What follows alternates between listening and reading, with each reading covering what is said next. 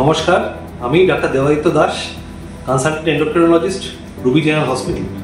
আজকে আমি আপনাদের সামনে এসেছি একটি খুবই গুরুত্বপূর্ণ বিষয় নিয়ে আলোচনা করতে, তা হলো ডায়াবেটিক ফুড বা ডায়াবেটিক ফুড আলসার।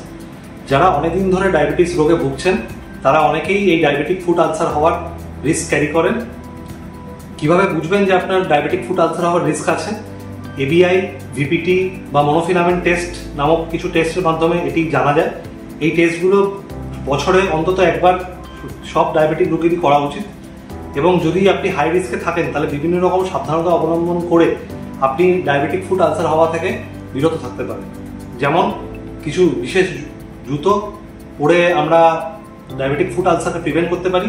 এছাড়া ডায়াবেটিক ফুড আলসার যদি আপনার হয়ে যায় তাহলে আমরা বিভিন্ন রকম ড্রেসিংয়ের মাধ্যমে এর নিরাময় করে থাকি। ধন্যবাদ।